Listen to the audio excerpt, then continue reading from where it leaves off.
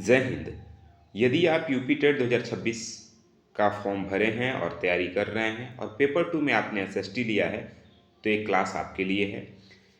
इसमें हम लोग यूपी टेट पेपर 2 एसएसटी में पूछे जाने वाले उन महत्वपूर्ण प्रश्नों को करते हैं जो प्रश्न या तो प्रीवियस ईयर में पूछे गए हैं या फिर एनसीईआरटी और एससीईआरटी में कहीं ना कहीं इम्पोर्टेंट बनते हैं। उन सभी प्रश्नों को लेकर आए हैं जिनके भविष्य में यानी जब एग्ज़ाम आपका हो रहा है तो उसमें पूछे जाने की संभावना ज़्यादा है।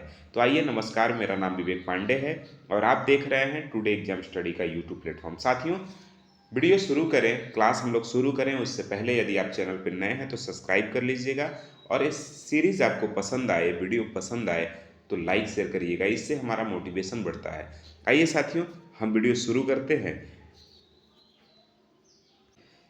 देखिए, क्लास नंबर हमारा 12 है। इससे पहले हम लोगों ने 11 क्लास कंप्लीट कर लिया है, ठीक है ना। प्रश्न है साथियों कि यंग इंडिया पत्रिका के संपादक कौन थे। देखिए, बहुत महत्वपूर्ण प्रश्न है, एग्जाम में कई बार पूछा जाता है। और देखिए, मेरा मकसद कोई कोर्स बेचना नहीं है। मैं आपसे भी रिक्वेस्ट करूंगा, अगर आप भी चाहें तो फ्री में तैयारी करके UP TET C TET qualify कर सकते हैं। किसी कोर्स के चक्कर में मत पड़िए। साथियों, मैंने किया है इसलिए मैं आपको बता रहा हूँ। मैं करके आज आपके सामने गवर्नमेंट जॉब में हूँ, ठीक है ना। तो आप भी कर सकते हैं। हाँ, लेकिन यदि आपको बिल्कुल कुछ समझ में नहीं आ रहा है तब कोर्स ज़रूर आप लीजिए। यदि हल्का फुल्का आपको समझ आ रहा है तो कोर्स लेने की आवश्यकता मुझे नहीं लगता कि ज़रूरत कभी पड़ती है। मैं यूपी टेट क्वालिफाई हूँ, सी टेट क्वालिफाई हूँ, एस टेट क्वालिफाई हूँ, लेकिन मुझे कभी ज़रूरत पड़ा नहीं ऐसे कोर्स वगैरह खरीदने की, और ना मुझे कभी ज़रूरत पड़ेगा कि मैं आपको बेचूँ, ठीक है ना। तो आइए शुरू करते हैं बिना किसी देरी किए। बताइए, यंग इंडिया पत्रिका के संपादक कौन थे? क्या वो बाल गंगाधर तिलक थे, महात्मा गांधी थे, लाला लाजपत राय थे, मोतीलाल नेहरू जी थे? देखिए साथियों, इसका सही विकल्प ऑप्शन नंबर बी हो जाएगा, यानी महात्मा गांधी ने यंग इंडिया पत्रिका का संपादन किया था। साथियों, ध्यान रखेंगे, अगर हम बात करें महात्मा गांधी और यंग इंडिया पत्रिका की, तो महात्मा गांधी ने 1919 से लेकर के 1931 तक अंग्रेजी में यंग इंडिया पत्रिका का संपादन किया। ध्यान रखेंगे साथियों, सवाल पूछा जाता है यंग इंडिया पत्रिका किस भाषा में प्रकाशित होती थी, तो साथियों अंग्रेजी भाषा में। ध्यान रखेंगे किस भाषा में? अंग्रेजी भाषा में। इसके माध्यम से वे अपने अहिंसक विचारों और सत्याग्रह का प्रचार करते थे। आइए, कुछ और भी महत्वपूर्ण फैक्ट है उसको भी आप जान लीजिए। साथियों, ध्यान रखेंगे, गांधी जी की कुछ अन्य महत्वपूर्ण पत्रिकाएं हैं जिसमें नवजीवन है, जो गुजराती भाषा में आती थी। किस भाषा में? गुजराती में। बहुत महत्वपूर्ण है और ये पूछा जाता है प्रश्नों में कि नवजीवन किस भाषा में प्रकाशित होती थी, तो साथियों यह गुजराती भाषा में। और साथ में एक और पत्रिका है उनका, हरिजन, वो भी आप ध्यान रखेंगे, हरिजन पत्रिका उन्हीं का है। अगर हम बात करें बाल गंगाधर तिलक की, तो साथियों बहुत बार पूछा जाता है केसरी और मराठा, ठीक है ना। केसरी और मराठा के संपादक कौन थे, तो भी बाल गंगाधर तिलक जी थे। सवाल पूछा जाए कि मराठा और केसरी के संपादक कौन थे, तो साथियों बाल गंगाधर तिलक थे, ठीक है ना। अगले प्रश्न की तरफ बढ़ते हैं। अगला प्रश्न आपके सामने है। प्रश्न ये कह रहा है कि किस ग्रह को लेटा हुआ ग्रह कहा जाता है। बताइए कि किस ग्रह को हम लेटा हुआ ग्रह कहते हैं। क्या वह शनि है, अरुण है, वरुण है या फिर मंगल है? देखिए साथियों, ध्यान रखेंगे, हम अरुण ग्रह को लेटा हुआ ग्रह कहते हैं। विकल्प बी हमारा सही हो जाता है। ध्यान रखिए, अरुण, जो कि यूरेनस के नाम से भी जाना जाता है, वह अपने अक्ष पर लगभग 98 डिग्री तक झुका हुआ है। कितना डिग्री साथियों? 98 डिग्री तक झुका हुआ है। इस अत्यधिक झुकाव के कारण यह अपनी कक्षा में घूमते समय ऐसा प्रतीत होता है कि जैसे वह लेटा हुआ है। इसीलिए हम लोग इसे लेटा हुआ ग्रह कहते हैं। साथियों, कितने डिग्री पे झुका हुआ है? 98 डिग्री पे। और भी कुछ महत्वपूर्ण चीजें हैं, वो भी जान लीजिए। इससे संबंधित इसकी खोज 1781 में विलियम हर्शेल ने की थी, ठीक है ना। किसकी खोज? तो साथियों आप देखेंगे, अरुण ग्रह जो है यानी यूरेनस जो है, इसकी खोज 1781 में विलियम हर्शेल ने की थी। यह शुक्र की तरफ पूर्व यह शुक्र की ही तरह पूर्व से पश्चिम यानी दक्षिणावर्त घूमता है। साथियों ये भी ध्यान रखेंगे। मीथेन गैस की अधिकता के कारण यह नीला और हरा दिखाई देता है। अच्छा, नीला और हरा क्यों दिखाई देता है? क्योंकि मीथेन गैस यहाँ सबसे प्रचुर मात्रा में है, सबसे अधिक मात्रा में है। ठीक है ना, तो ये आपको ध्यान रखना है। अगले प्रश्न की तरफ बढ़ते हैं। तो अगला प्रश्न आपके सामने है, भारतीय संविधान में, प्रश्न है, भारतीय संविधान में निवारक निरोध किस अधिकार के अंतर्गत आता है? बताइए, भारतीय संविधान में निवारक निरोध किस अधिकार के अंतर्गत आता है? यह समानता का अधिकार है, स्वतंत्रता का अधिकार है, शोषण के विरुद्ध अधिकार है, या फिर शिक्षा का अधिकार है? तो साथियों, सही विकल्प इसका ऑप्शन नंबर बी हो जाएगा। यह स्वतंत्रता के अधिकार के अंतर्गत आता है। ध्यान रखेंगे प्यारे विद्यार्थियों, अनुच्छेद 22 के तहत निवारक निरोध का प्रावधान है। इसका उद्देश्य यह है कि किसी व्यक्ति को अपराध करने के बाद सजा देना नहीं, बल्कि उसे अपराध करने से रोकना है। ठीक है ना, किसी भी व्यक्ति को क्या करना है? अपराध करने के बाद सजा देने का प्रावधान नहीं है, बल्कि उसे अपराध करने से रोकना है। अगर आप उसे सजा दे रहे हैं, इसका मतलब ये नहीं है कि उसके अपराध का सजा है, उसे अपराध करने से रोकना है। साथियों, इसे व्यक्तिगत स्वतंत्रता पर एक सीमा माना जाता है, ये भी ध्यान रखिए। यानी व्यक्तिगत आज़ादी की एक बाउंड्री भी है कि आपकी आज़ादी, आपकी निजी स्वतंत्रता कितनी है। ठीक है ना, कुछ और भी महत्वपूर्ण फैक्ट है, वो भी जान लीजिए। निवारक निरोध के तहत किसी व्यक्ति को अधिकतम 3 महीने तक बिना सलाहकार बोर्ड की राय के हिरासत में रखा जा सकता है। साथियों, स्वतंत्रता का अधिकार अनुच्छेद आर्टिकल 19 से लेकर के 22 तक विस्तृत रूप से दिया हुआ है। ध्यान रखेंगे, स्वतंत्रता का अधिकार आर्टिकल 19 से लेकर के आर्टिकल 22 के बीच तक दिया हुआ है। तो ये बात आपको ध्यान रखना है। अगले प्रश्न की तरफ बढ़ते हैं। तो अगला प्रश्न आपके सामने है। प्रश्न ये कह रहा है, बताएंगे साथियों, पढ़िए प्रश्न। प्रश्न यह है कि गुलामों का गुलाम किसे कहा जाता है? वह कौन व्यक्ति है जिसे गुलामों का भी गुलाम कहा जाता है? क्या वह मोहम्मद गौरी है? क्या वह कुतुबुद्दीन ऐबक है? क्या वह इल्तुतमिश है? या फिर बलबन है? साथियों, ध्यान रखेंगे, इसका सही विकल्प हो जाएगा ऑप्शन नंबर सी, इल्तुतमिश। ठीक है ना, इल्तुतमिश। देखिए, यह गुलामों का भी गुलाम है। आप सभी जानते हैं मोहम्मद गौरी, ठीक है ना, मोहम्मद गौरी का गुलाम था कुतुबुद्दीन ऐबक। मोहम्मद गौरी का गुलाम कौन था? कुतुबुद्दीन ऐबक था। और ऐबक का गुलाम इल्तुतमिश था, यानी गुलामों का भी गुलाम। चूंकि इल्तुतमिश एक गुलाम का गुलाम था, इसलिए उसे इतिहास में यह संज्ञा दी गई। अच्छा, इल्तुतमिश को ही दिल्ली सल्तनत का वास्तविक संस्थापक भी माना जाता है। ये बात आप ध्यान रखेंगे, इल्तुतमिश को दिल्ली सल्तनत का वास्तविक संस्थापक माना जाता है। साथियों, अगर हम बात करें इल्तुतमिश की, तो इल्तुतमिश ने 40वां दल निकाला था। 40 तुर्क सरदारों का एक समूह हुआ करता था, जिसे 40वां दल कहा जाता था, चहलगानी शायद कहा जाता था। ध्यान रखेंगे, उसने कुतुब मीनार के निर्माण कार्य को पूरा भी करवाया था। साथियों, ये भी बात आप ध्यान रखेंगे, जो कुतुब मीनार है दिल्ली में, उसके अधूरे कार्य को पूरा भी करवाया किसने? इल्तुतमिश ने। ठीक है, अगले प्रश्न की तरफ बढ़ते हैं। अगला प्रश्न आपके सामने है। प्रश्न ये कह रहा है, श्वेत कोयला किसे कहा जाता है? बताइए, श्वेत कोयला हम किसे कहते हैं? श्वेत कोयला किसे कहा जाता है? यूरेनियम को, जल विद्युत को, बर्फ को, या फिर कपास को? देखिए साथियों, सही विकल्प है ऑप्शन नंबर बी, यानी जल विद्युत को हम क्या कहते हैं? श्वेत कोयला कहते हैं।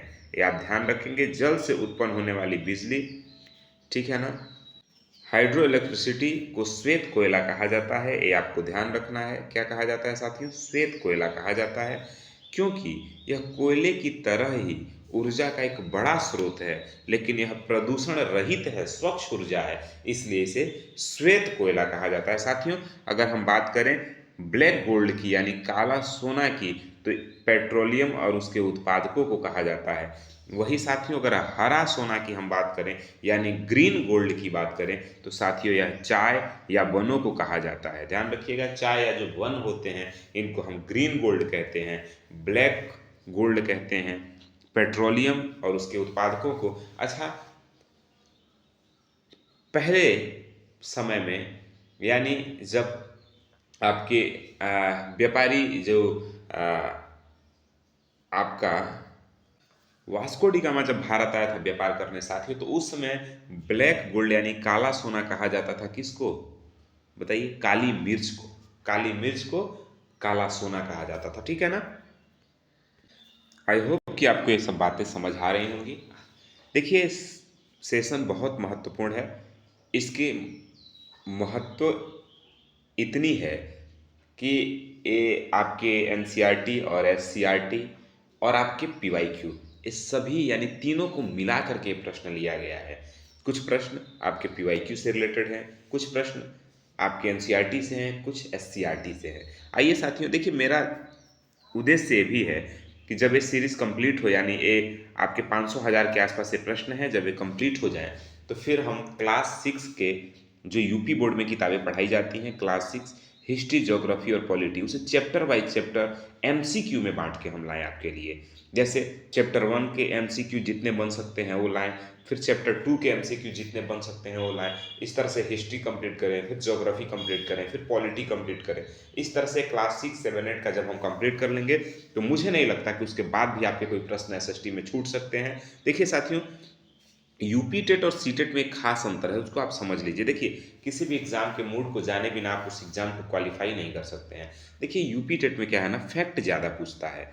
यूपी टेट में क्या है साथियों, फैक्ट ज़्यादा पूछता है। एसएसटी जो है ना, एसएसटी के जो 60 प्रश्न होंगे साथियों, उस 60 प्रश्न में लगभग 55 प्रश्न फैक्ट वाले होंगे। यानी जैसे मान लीजिए सार्क का प्रथम शिखर सम्मेलन कहाँ हुआ, इस टाइप के फैक्ट वाले प्रश्न होंगे। समझ आधारित प्रश्न ज़्यादा नहीं होते हैं। समझ आधारित प्रश्न मुश्किल से 2 से 3 होते हैं। वहीं अगर हम बात करें साथियों सीटेट की, तो आप सभी जानते हैं सीटेट में अगर 60 प्रश्न हो तो 30 प्रश्न फैक्ट से होते हैं और 30 प्रश्न समझ आधारित होते हैं, यानी आपके टीचिंग पेडागोगी के प्रश्न होते हैं। बात समझ में आ रहा है? यानी आप 30 ही प्रश्न को पढ़ के रट के समझ सकते हैं, बाकी ये 30 प्रश्न तो आपको समझने पड़ेंगे, आपको करने पड़ते हैं। इसलिए आपको यूपी टेट में सबसे ज़्यादा जरूरी क्या है, किताबों पे फोकस करना। और वो किताबें कौन सी हो सकती हैं? क्लास 6, 7, 8 के हिस्ट्री, ज्योग्राफी और पॉलिटी, वहीं एनसीईआरटी के क्लास 6, 7, 8 के हिस्ट्री, ज्योग्राफी, पॉलिटी। ये तीनों किताब यदि आप कर लेते हैं 6, 7, 8 के, तो मुझे नहीं लगता कि आप फिर कम से कम 60 में 50 से कम नंबर कर पाएंगे साथियों। ये आप निश्चित मान के चलिए। मैंने किया है तो आप भी कर सकते हैं। मुझे नहीं लगता कि आप मेरे से गए गुजरे होंगे। देखिए, अगर मैं कर सकता हूँ आप भी कर सकते हैं, ठीक है ना। आइए प्रश्न करते हैं। हम पूछ रहा है सार्क का प्रथम शिखर सम्मेलन कहाँ हुआ था? नई दिल्ली में, काठमांडू में, ढाका में, इस्लामाबाद में। बताइए साथियों, सही विकल्प क्या होगा? देखिए, ध्यान से समझिए। सार्क का प्रथम शिखर सम्मेलन हुआ था ढाका में, इसलिए आपका विकल्प सी सही हो जाता है साथियों। ढाका याद रखेंगे। ढाका, ढाका जो है दक्षिण अच्छा, सार्क है क्या? तो देखिए साथियों, दक्षिण एशियाई क्षेत्रीय सहयोग संगठन को हम शॉर्ट में सार्क कहते हैं। इसकी स्थापना 8 दिसंबर 1985 को हुई थी। ध्यान रखेंगे कब हुई थी? 8 दिसंबर 1985 को। इसका पहला शिखर सम्मेलन बांग्लादेश की राजधानी ढाका में आयोजित हुआ था साथियों। कुछ महत्वपूर्ण फैक्ट है वो भी आप जान लीजिए। देखिए, सार्क का अगर हम मुख्यालय की बात करें, सार्क जो संगठन है उसके मुख्यालय की बात करें तो साथियों यह काठमांडू में है। काठमांडू कहाँ है? नेपाल में। वर्तमान में इसके 8 सदस्य देश हैं। कौन से? भारत, पाकिस्तान, बांग्लादेश, नेपाल, भूटान, श्रीलंका, मालदीव और अफगानिस्तान। ये 8 इसके सार्क के सदस्य हैं, ठीक है ना। आप ध्यान रखेंगे। देखिए, चलिए आगे बढ़ते हैं अगले प्रश्न की तरफ। अगला प्रश्न आपके सामने है, आर्टिकल 356 से संबंधित है। प्रश्न कह रहा है कि आर्टिकल 356 का संबंध किससे है? राष्ट्रीय आपातकाल से है, राष्ट्रपति शासन से है, वित्तीय आपातकाल से है, या संविधान संशोधन से है? बताइए। देखिए साथियों, आर्टिकल 356 है वो राष्ट्रपति शासन से है, यानी विकल्प बी सही है। देखिए, राज्यों में राष्ट्रपति शासन से संबंधित आर्टिकल 356 है। ध्यान रखेंगे, जब किसी राज्य का शासन संविधान के प्रावधानों के अनुसार नहीं चलाया जा सकता तो राज्यपाल की रिपोर्ट पर राष्ट्रपति वहां राष्ट्रपति शासन लागू कर सकता है। इसे राज्य आपातकाल भी कहते हैं। आइए कुछ और महत्वपूर्ण बात है उनको भी आप जान लीजिए। आर्टिकल 352 राष्ट्रीय आपातकाल यानी युद्ध या सशस्त्र विद्रोह के समय लगता है। वहीं आर्टिकल 360 में बात किया गया है वित्तीय आपातकाल। भारत में अब तक कभी ऐसा नहीं हुआ कि वित्तीय आपातकाल लगाना हो। और ध्यान रखेंगे, सबसे पहले राष्ट्रपति शासन 1915 में पंजाब में लगा हुआ था। ध्यान रखेंगे 1951, देखिए थोड़ा सा मिस्टेक हो गया, 1951 में सबसे पहले पंजाब में लगा हुआ था। ठीक है ना। राष्ट्रपति शासन सबसे पहले पंजाब राज्य में 1951 में लगा था। ये बात आपको ध्यान रखना है। देखिए पढ़ाते वक्त कुछ चीज़ें हैं जो थोड़ा सा भूलवश, मानवीय भूलवश हो जाती हैं, तो उसको भी आप ध्यान रखेंगे। ठीक है ना।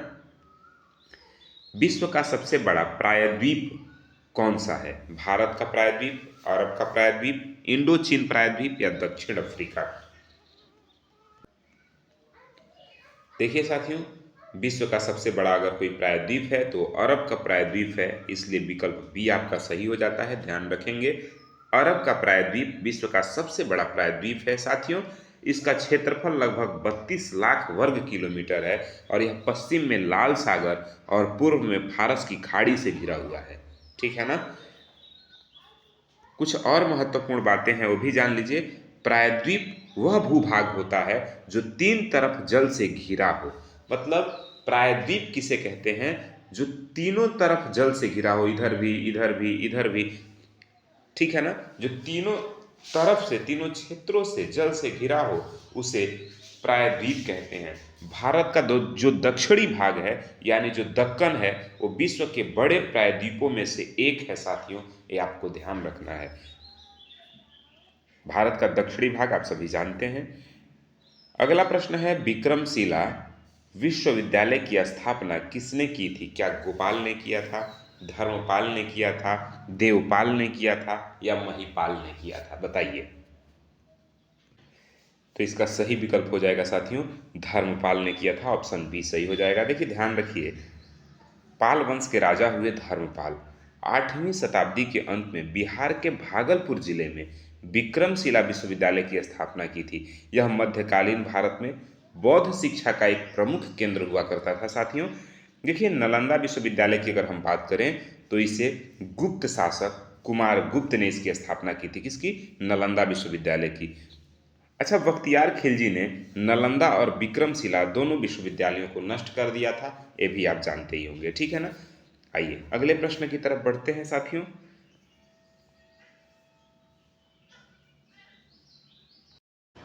चलिए साथियों, अगला प्रश्न है, बताइएगा इकोनॉमिक हिस्ट्री ऑफ इंडिया के लेखक कौन है? बताना है आपको कि इकोनॉमिक हिस्ट्री ऑफ इंडिया जो है लिखा हुआ पुस्तक, उसके लेखक कौन है साथियों? क्या वो दादा भाई नौरोजी हैं, रमेश चंद्र दत्त हैं यानी आरसी दत्त हैं, या एम.जी. रनाडे हैं, या गोपाल कृष्ण गोखले हैं? साथियों, इसका सही विकल्प हो जाएगा ऑप्शन नंबर बी यानी रमेश चंद्र दत्त, आरसी दत्त। ठीक है ना। देखिए अगर हम बात करें रमेश चंद्र दत्त की, तो साथियों यह ध्यान रखिएगा आप लोग कि आरसी दत्त ने अपनी इस प्रसिद्ध पुस्तक में ब्रिटिश काल के दौरान भारत के आर्थिक शोषण और किसानों की दुर्दशा का विवरण दिया है, विस्तृत विवरण दिया है इसमें। साथियों, यह भारत के आर्थिक इतिहास पर पहली व्यवस्थित पुस्तक मानी जाती है। अच्छा, कुछ और भी महत्वपूर्ण फैक्ट हैं, वो भी आप जान लीजिए। अगर हम बात करें दादा भाई नौरोजी की, तो साथियों poverty and un-British rule in India के लेखक हैं दादा भाई नौरोजी, जिन्होंने धन के निष्कासन का सिद्धांत दिया। ठीक है ना। धन के निष्कासन का सिद्धांत किसने दिया? दादा भाई नौरोजी ने। अच्छा, दादा भाई नौरोजी को grand old man of India भी कहा जाता है, ये भी आपको याद रखना है। ठीक है ना। चलिए अगले प्रश्न की तरफ बढ़ते हैं साथियों। अगला प्रश्न है आपके सामने कि केंद्रीय सांख्यिकीय संगठन यानी सीएसओ का मुख्यालय कहाँ है? क्या मुंबई में है, नई दिल्ली में है, कोलकाता में है या फिर बेंगलुरु में है? देखिए प्यारे साथियों, इस तरह से यूपी टेट एसएसटी में प्रश्न पूछा जाता है, वही प्रश्न आपको यहाँ पे हम लोग आपके लिए लेके आए हैं। देखिए इसका सही विकल्प ऑप्शन नंबर बी हो जाता है, यानी नई दिल्ली मुख्यालय है केंद्रीय सांख्यिकी संगठन का। साथियों ये ध्यान रखना है। आइए कुछ महत्वपूर्ण बातें हैं उनको भी हम जान ले। सीएसओ भारत में सांख्यिकीय गतिविधियों के समन्वय और सांख्यिकीय मानकों को तैयार करने के लिए जिम्मेदार है। यह मुख्य रूप से भारत की राष्ट्रीय आय और जीडीपी के आंकड़ों को जारी करती है। सवाल पूछा जाए राष्ट्रीय आय और जीडीपी के आंकड़ों को जारी कौन करता है? तो बताइएगा, सांख्यिकीय विभाग। ठीक है ना, ध्यान रखिए, भारत की सांख्यिकीय विभाग जो है कौन है? केंद्रीय सांख्यिकीय संगठन यानी सीएसओ, यह जीडीपी का आंकड़ा तैयार करती है। साथियों, अगर हम बात करें इसकी स्थापना की, तो देखिए साथियों, इसकी स्थापना 2 मई 1951 को हुई थी। ठीक है ना, 2 मई 1951 को हुई थी। वर्तमान में इसे एनएसएसओ के साथ विलय कर एनएसओ यानी राष्ट्रीय सांख्यिकीय कार्यालय बना दिया गया है। ये भी आपको ध्यान रखना है। प्यारे विद्यार्थियों, यदि आप यूपी टेट 2026 को क्वालिफाई करना चाहते हैं तो क्लास को रेगुलर देखा करिए, कमेंट में जो पूछा जाए वो बताया करिए। देखिए, आपका जो काम है पढ़ना, उसको पढ़िए। आप ज़्यादा सोचिएगा तो सोचने से कुछ नहीं होता है, एक्शन लेना पड़ता है। ठीक है ना, ज़्यादा सोचिएगा, सोचते रह जाइएगा। अगला प्रश्न बताइए। अगला प्रश्न आपके सामने है और कह रहा है कि सारगासो सागर, ठीक है ना, सारगासो सागर किस महासागर में स्थित है? क्या वह प्रशांत महासागर है, या अटलांटिक महासागर है, हिंद महासागर है, या फिर आर्कटिक महासागर है? तो साथियों ध्यान रखिएगा, सारगासो सागर की अगर बात हो तो विकल्प बी आपका ठीक हो जाएगा, यानी अटलांटिक महासागर में स्थित है। साथियों ध्यान रखिएगा कि यह उत्तरी अटलांटिक महासागर में स्थित एक ऐसा सागर है जिसका कोई तट नहीं है, यानी कोई तटीय क्षेत्र नहीं है। यह चारों ओर से समुद्री जल धाराओं, जो कि एक गल्फ स्ट्रीम जलधारा है, कनारी धारा, इसी से घिरा हुआ है। यह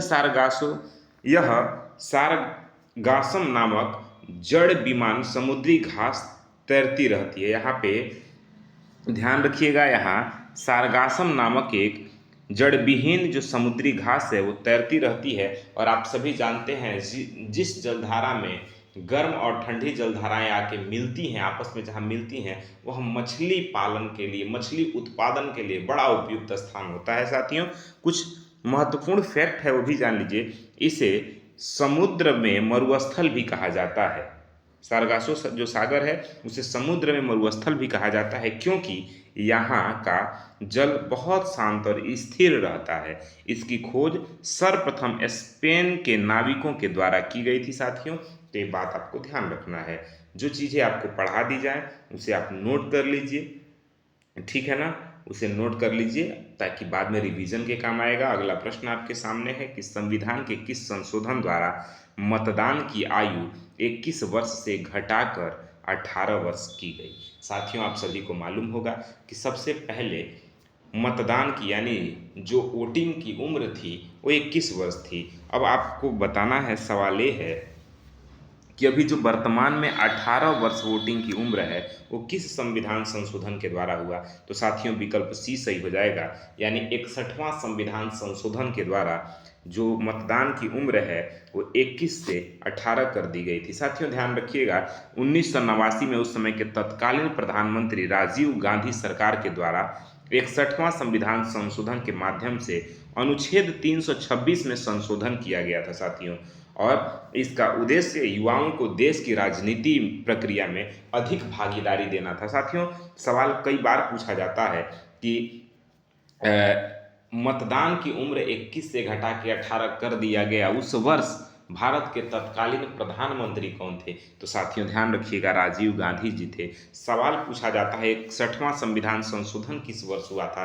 तो 1989 में हुआ था। साथियों, किस आर्टिकल के माध्यम से ये संशोधन किया गया? तो अनुच्छेद 326 में संशोधन किया गया है। किस आर्टिकल में संशोधन किया गया है? तो आर्टिकल 326 में संशोधन किया गया है। कुछ महत्वपूर्ण फैक्ट है वो भी जान लीजिए। साथियों, अगर बात करें 42वें संविधान संशोधन की, तो ये आपके 1976 में होता है। इसे लघु संविधान भी कहा जाता है साथियों की, क्योंकि बहुत सारी चीज़ें इसमें परिवर्तित हुई। इसे मिनी संविधान कहा जाता है, लघु संविधान कहा जाता है, ठीक है ना।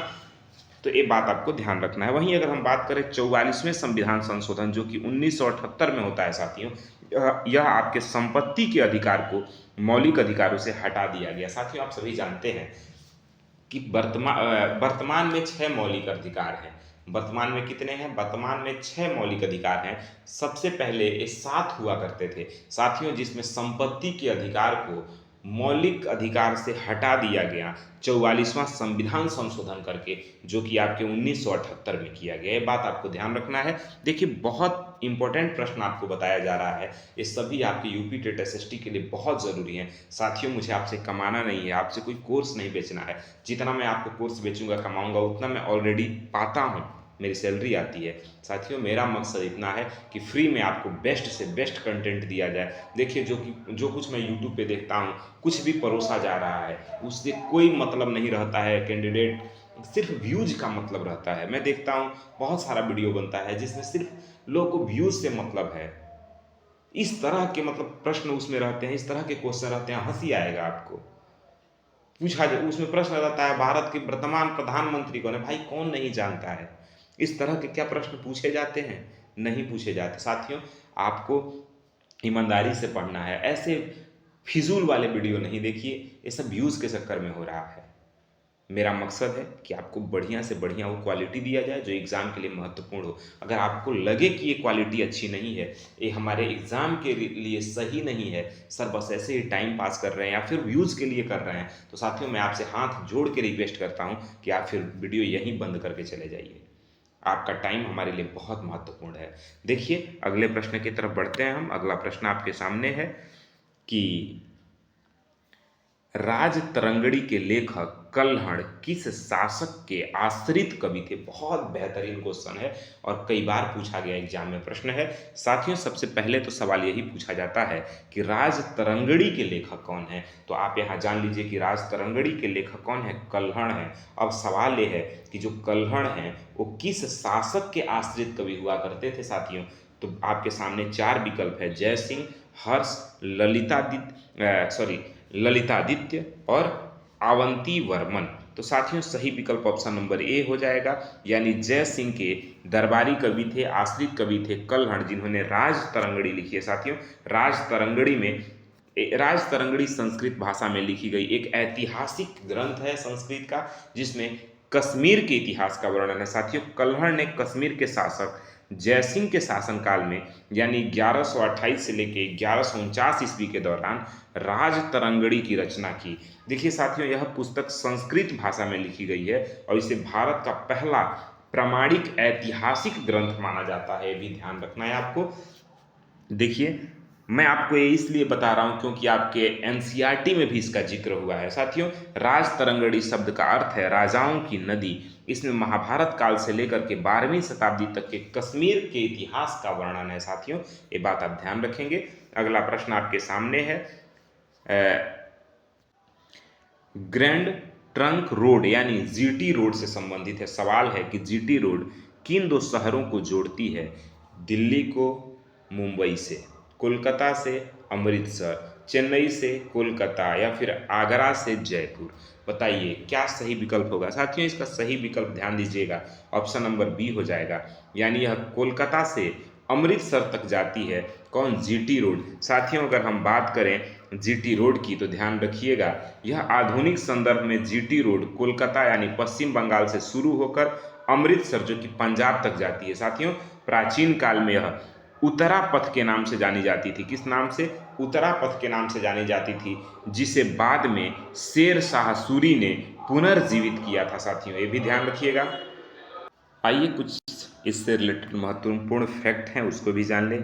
साथियों, शेर शाह सूरी ने इसे सोनार गांव, ठीक है ना, सोनार गांव जो कि बांग्लादेश में है, वहाँ से पेशावर जो कि पाकिस्तान तक बनवाया था। भारत में NH1 और NH2 के हिस्सों को मिलाकर इसे जीटी रोड कहा जाता है। ये ध्यान रखिएगा आप लोग, ठीक है ना। अगला प्रश्न है साथियों, प्रश्न पूछा जा रहा है कि विश्व की सबसे लंबी नदी कौन सी है? अमेजन है, नील है, मिसिसिपी है या यांगत्जेजी है? बताइए।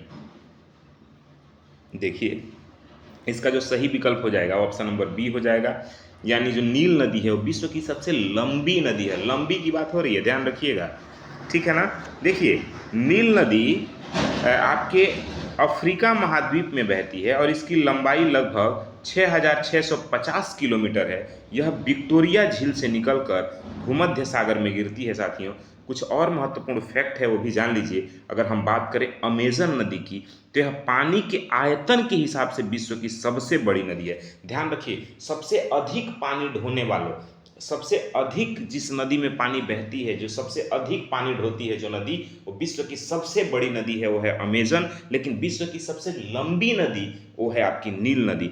मिस्र को नील नदी का वरदान कहा जाता है साथियों। जो इजिप्ट है उसको नील नदी का वरदान कहते हैं, ये आपको ध्यान रखना है। अगला प्रश्न है आपके सामने। प्रश्न ये है कि भारतीय संविधान में एकल नागरिकता का प्रावधान कहाँ से लिया गया? बताइए, सिंगल सिटीजनशिप की जो बात है वो कहाँ से ली गई? अमेरिका से, ब्रिटेन से, कनाडा से या फिर फ्रांस से?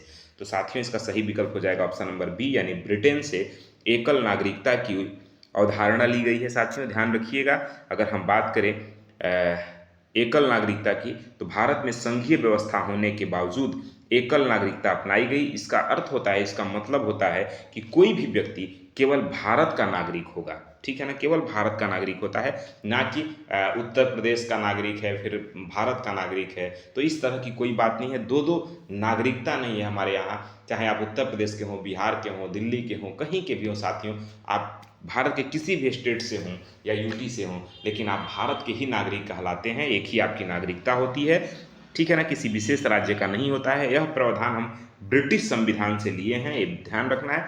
कुछ और महत्वपूर्ण चीज़ें हैं वो भी आप जान लीजिए। देखिए साथियों, अगर हम बात करें दोहरी नागरिकता की, तो अमेरिका में दोहरी नागरिकता है, देश और राज्य की अलग अलग नागरिकता है, ऐसा अमेरिका में प्रावधान है साथियों, वहाँ दोहरी नागरिकता चलती है। नागरिकता का वर्णन संविधान के भाग 2 के अनुच्छेद 5 से लेकर के 11 तक में दिया हुआ है।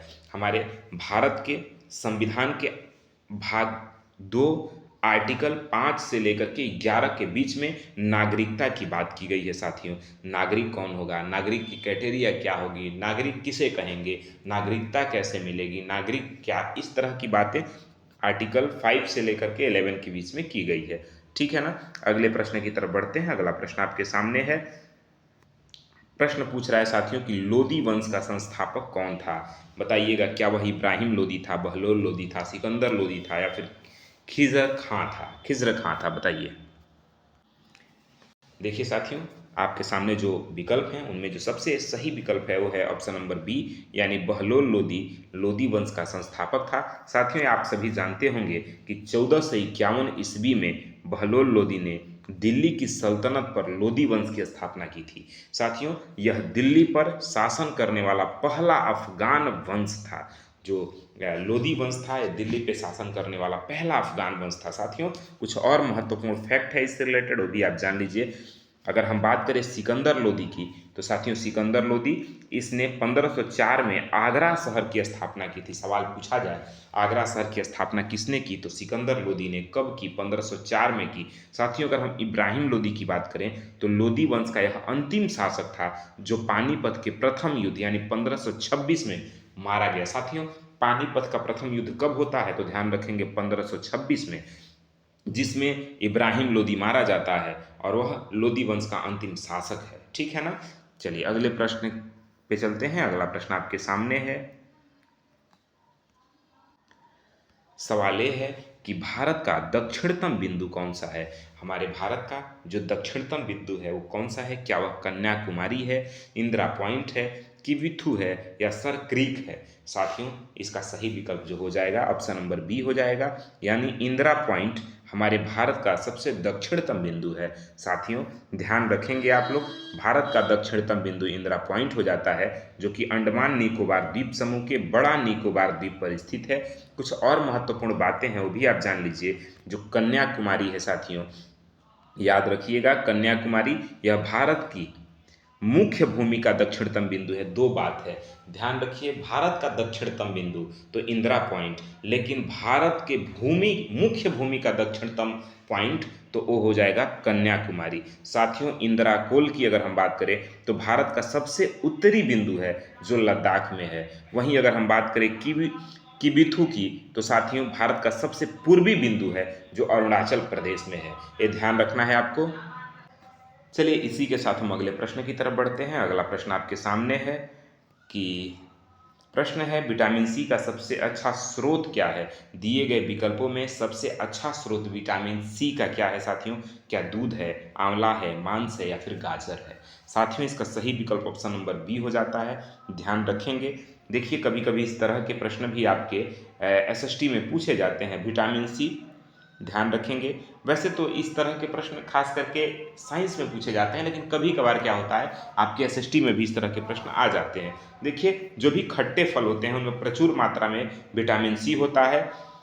उसमें जो भी खट्टे फल हैं जैसे कि उसमें स्कारबिक एसिड होता है, इसी वजह से साथियों उसमें प्रचुर मात्रा में विटामिन सी पाया जाता है, जिसमें आंवला सबसे उत्तम स्रोत है। यह हमारे शरीर का इम्यूनिटी बढ़ाता है, यानी रोग प्रतिरोधक क्षमता बढ़ाता है। ठीक है ना। कुछ और महत्वपूर्ण बात जान लीजिए। खैर ये बहुत इंपॉर्टेंट आपके एग्जाम यानी पेपर 2 एसएसटी के लिए तो नहीं है, लेकिन ये साइंस के लिए इंपॉर्टेंट है। शायद ये प्रश्न इसलिए आ गया है क्योंकि कभी ना कभी ये पूछा गया होगा जरूर आपके एसएसटी में, इसीलिए हमने नोट किया है। देखिए साथियों इसकी कमी से यानी विटामिन सी की कमी से स्कर्वी रोग होता है। विटामिन सी गर्म करने पर सबसे जल्दी नष्ट होने वाला विटामिन है। ठीक है ना। अगले प्रश्न की तरफ बढ़ते हैं। इसमें हम ज़्यादा चर्चा नहीं करेंगे क्योंकि ये हमारे काम का नहीं है। बताइए प्रश्न अभी आपके काम का है। बहुत महत्वपूर्ण प्रश्न है कि भारतीय राष्ट्रीय कांग्रेस की प्रथम महिला अध्यक्ष कौन थी। Sarojini Naidu, Annie Besant, Sucheta Kripalani, Indira Gandhi. साथियों इसका सही विकल्प ऑप्शन नंबर बी हो जाएगा, यानी एनी बेसेंट भारतीय राष्ट्रीय कांग्रेस की प्रथम महिला थी। लेकिन साथियों अगर हम बात करें कि देखिए कुछ बातें जान लीजिए। जैसे एनी बेसेंट अगर प्रथम महिला अध्यक्ष रही तो कहाँ की अध्यक्षता की उन्होंने। तो साथियों ध्यान रखिएगा 1917 में जब कोलकाता अधिवेशन हो रहा था ना, तो कोलकाता अधिवेशन की अध्यक्षता की थी एनी बेसेंट ने, और वे कांग्रेस की अध्यक्ष बनने वाली पहली महिला कहलाई। साथियों अगर हम वहीं बात करें कि भारतीय महिला अध्यक्ष कौन थी, कांग्रेस की प्रथम भारतीय महिला अध्यक्ष कौन थी, तो साथियों बात आएगा सरोजनी नायडू की।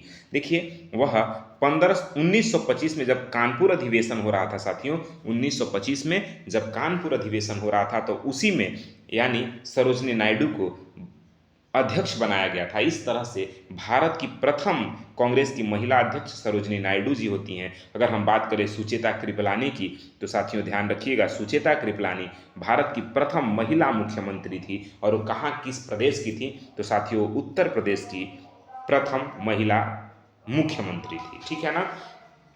भारत की प्रथम महिला मुख्यमंत्री जो कि उत्तर प्रदेश में हुई। ठीक है।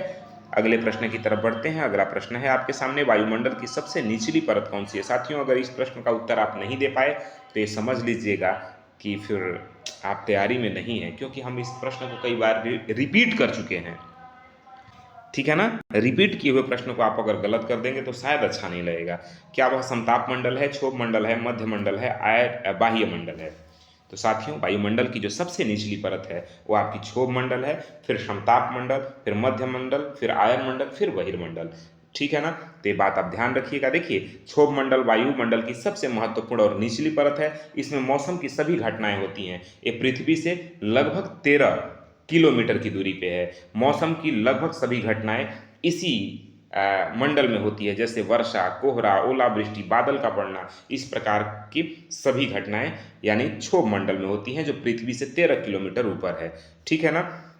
इस परत में ऊपर जाने पर तापमान घटता है। साथियों ध्यान रखिएगा इस परत में क्या होता है कि जब हम जैसे जैसे हम ऊपर जाते हैं तापमान में कमी आने लगती है। 165 मीटर ऊपर जाने पर 1 डिग्री सेल्सियस तापमान घट जाता है। साथियों बात समझ में आ रहा है। यानी अगर तापमान 20 डिग्री सेल्सियस है तो जैसे ही हम 165 मीटर ऊपर जाएंगे तो 19 तो आपका 1 डिग्री तापमान माइनस हो जाएगा, यानी 19 डिग्री सेल्सियस तापमान हो जाएगा। इस तरह से आप समझ लीजिए समताप मंडल यह ओजोन परत के लिए और हवाई जहाज उड़ाने के लिए सबसे आदर्श और उपयुक्त मंडल माना जाता है। ये महत्वपूर्ण फैक्ट है, ये आपको ध्यान रखना है। ठीक है ना। चलिए अगले प्रश्न की तरफ बढ़ते हैं।